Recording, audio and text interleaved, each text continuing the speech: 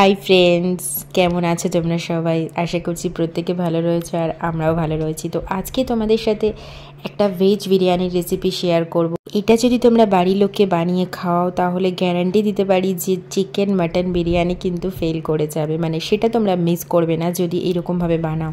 তো দুর্দান্ত খেতে হয়। ভিডিওটা চলো স্টার্ট করা যাক।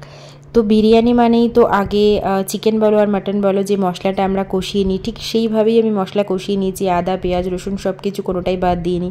দিয়ে এখানে আমি কিন্তু অ্যাড করেছি সয়াবিন। তো সয়াবিনটাকে শুধুমাত্র দই আর নুন দিয়ে ম্যারিনেট করে রেখেছিলাম, একদম সফট হয়ে গেছিলো। আর তারপরে দেখো মশলার সাথে ঠিক যেরকমভাবে চিকেনটাকে আমরা কষিয়ে নিই সেম প্রসেসে সয়াবিনটাকে কিন্তু কষিয়ে নিতে হবে, খুব ভালো করে কষাতে হবে। মানে সয়াবিনের তরকারি বানালে যেরকম করি সেরকমটা নয়, ভালো করে কষিয়ে নিতে হবে, একটা সুন্দর ফ্লেভার আসবে। দেখো একটু জলও কিন্তু আমি অ্যাড করেছি যাতে করে তলায় একটু হালকা লেগে যাচ্ছিলো, তো সেটাও কিন্তু আর লাগছে না।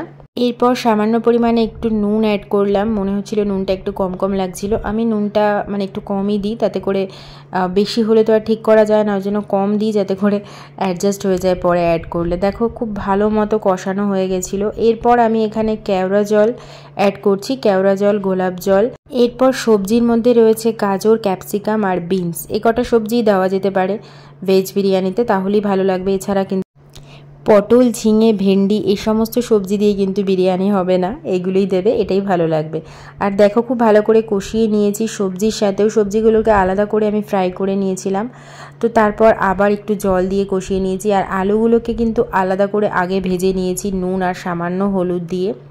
তো দেখতেই পাচ্ছ ভাজার পর মশলার মধ্যে দিয়ে দিলাম যাতে করে মশলার সাথে সমস্ত নুন তেল মশলা ফ্লেভার সবটাই যেন আলুর মধ্যে আর কি ভালো মতো এন্ট্রি করে যায়, সেই জন্যই আর কি একসাথে মিক্স করে ভালো করে আবার আরেকটু কষিয়ে নেব।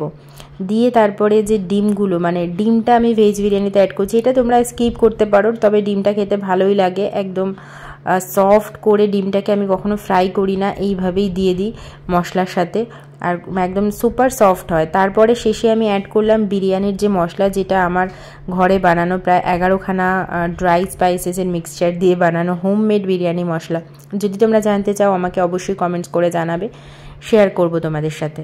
তো দেখো প্রথমেই আমি একটু তেজপাতা অ্যাড করলাম, তারপর দুধের মধ্যে কেওড়া জল গোলাপ জল মিঠা আতর সমস্ত অ্যাড করা যে দুধটা সেটা একটুখানি দিয়ে দিলাম নিচে। আর তারপর রাইস দিয়ে দিলাম। আর দেখো মিক্সচার, মানে যেই ভেজটা বানিয়েছি আর কি, সেই ভেজের মিক্সচারটা কিন্তু মাঝখানে আমি একদম অ্যাড করে দেব। আর হ্যাঁ, নুনটা আমি রাইসে আগেই দিয়ে দিয়েছি, সে কারণে নুনের পরিমাণটা, নুন আর আলাদা করে অ্যাড না করলেও চলবে। আর সামান্য একটু চিনি কিন্তু দিতে হবে জাস্ট ফর টেস্ট, কারণ চিনি নুনটা দিতেই হয় ব্যালেন্সের জন্য, না হলে টেস্ট হয় না। তো তারপর যে বিরিয়ানির মশলাটা বানানো হয়েছিল সেই বিরিয়ানির মশলাটা দেখো আমি দিয়ে দিলাম সামান্য পরিমাণে, তবে এই ঘরের মশলাটা না খুব স্ট্রং হয়, তো ঘরে বানালে মশলাটা তোমরা একটু কম ইউজ করবে।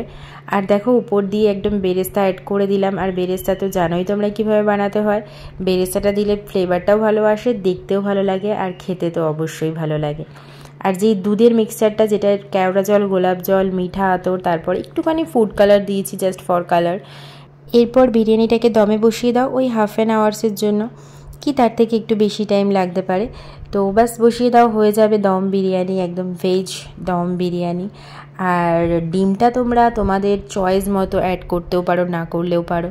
তো যারা তোমরা ভেজিটেরিয়ান, ভেজ খেতে পছন্দ করো, ননভেজ খুব একটা পছন্দ করো না, তারাও কিন্তু এইভাবে বিরিয়ানি খেয়ে দেখবে, অসাধারণ লাগে, জাস্ট অসাধারণ লাগে। আমি তোমাদেরকে এইটুখানি গ্যারান্টি দিয়ে বলতে পারি।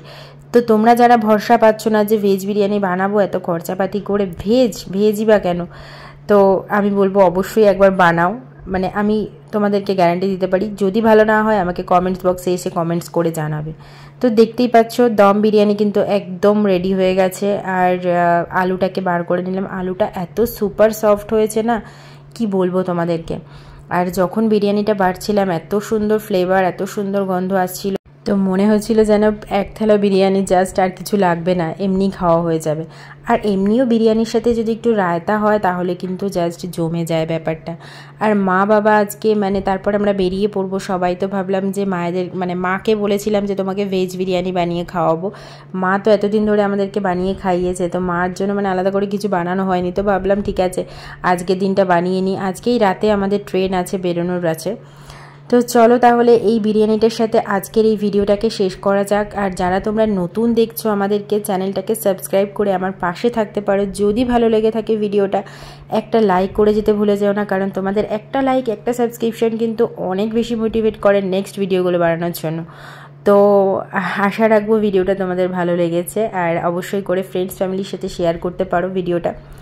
আর কেমন লেগেছে কমেন্টস করে কিন্তু অবশ্যই জানিও, এইটুখানি তোমাদের কাছে আমি আশা করতেই পারি। হ্যাঁ,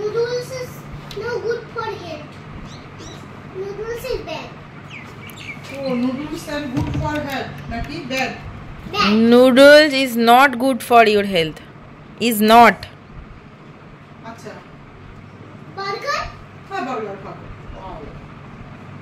লিখে নাও, লিখে নাও। মাকে জিজ্ঞেস কর, মা কি খাবে? যা মা, আমি অর্ডার করছি, তুমি কি খাবে বলো? I want salad. Yes, good. Salad for is good for now. Salad is good for him. মনে হচ্ছে নুডলস।